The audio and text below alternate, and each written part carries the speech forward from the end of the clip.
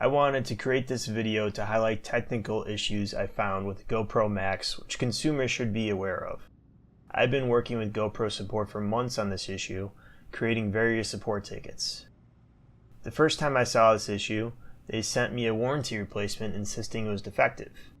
I use the camera a lot before seeing any issue, and I was so impressed with the camera's capability and their warranty support I invested in a second one.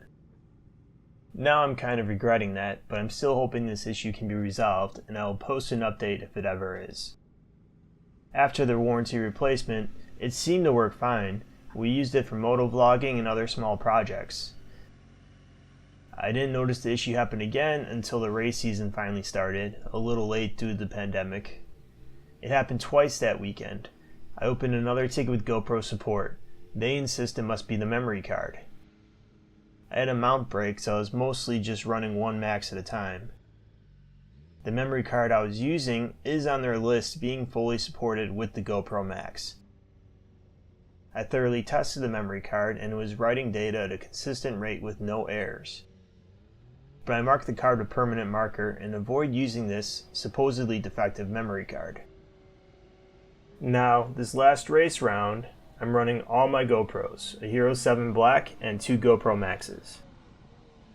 The one I mount on the tail seems to have this issue more often than not.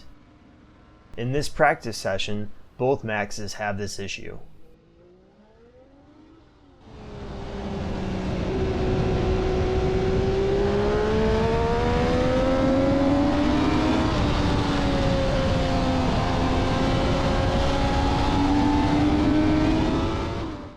The audio you hear now is actually from the Max that froze. It continues recording audio but not video. Now we'll swap the Hero with the frozen Max, and the audio will be from the Max that is not frozen yet.